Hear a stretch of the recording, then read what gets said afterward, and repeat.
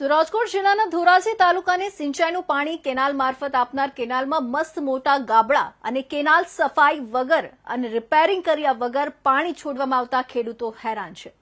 ધોરાજી તાલુકાને સિંચાઈ માટે ભાદર 2 ડેમ સિંચાઈ વિભાગ દ્વારા ધોરાજી તાલુકાના ખેડૂતોને કેનાલ મારફત પાણી આપનાર કેનાલમાં મસ્ત મોટા ગાબડા પડી ગયા હોય અને આ કેનાલની કોઈ પણ સાફ સફાઈ કર્યા વગર કેનાલનું રિપેરિંગ કામ પણ કરવામાં આવ્યું ન હોય અને ખેડૂતોને સિંચાઈ માટેનું પાણી છોડવામાં આવી રહ્યું હોય ત્યારે ખેડૂતોને ભારે મુશ્કેલીઓનો સામનો કરવો પડી રહ્યો છે।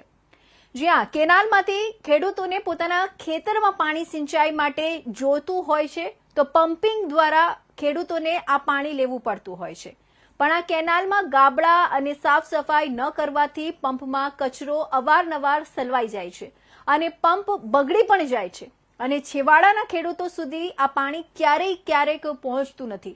આ કેનાલમાં જ્યારે વધુ કચરો અને ગાબડાઓ પડી જવાથી કેનાલના પારાઓ પણ તૂટી જાય છે અને આ પાણી ખેતરોમાં ભરાઈ જાય ત્યારે પાકોને નુકસાન જાય છે અને ક્યાંક એવું પણ બને છે કે છેવાડાના ખેડૂતો સુધી આ પાણી પહોંચતું ન હોય અને ખેડૂતો પાણી પોતાના ખેતરમાં સિંચાઈનું પાણી લઈ પણ ન શકતા હોય ત્યારે ખેડૂતોને આ બાબતે ઘણી મુશ્કેલીનો સામનો કરવો પડે છે।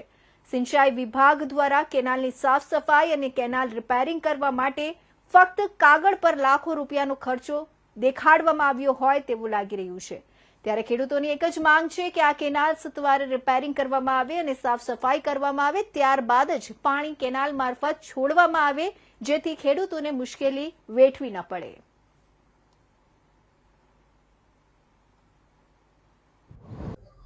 ધોરાજી શહેર નજીક ભાદર 2 ડેમ આવેલ છે। આ ડેમ મારફત જે કેનાલ બનાવવામાં આવી છે એના મારફત ખેડૂતોને સિંચાઈ માટે પાણી આપવા માટે આ કેનાલનો ખેડૂતો ઉપયોગ કરી રહ્યા છે।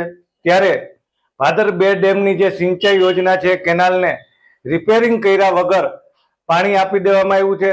આ કેનાલની અંદર અનેક જગ્યાએ મોટા મોટા ગાબડાઓ પડી ગયા છે અને ખાસિયત આ કેનાલની એવી છે કે ખેડૂતો આ કેનાલ મારફત પમ્પિંગ કરીને પાણી લેવાની જોગવાઈ કરવામાં આવેલ છે। ત્યારે ખેડૂતો પાણી લેવા માટે જ્યારે મોટર કેનાલની અંદર મૂકે છે તો એની અંદર કચરો ભરાઈ જાય છે।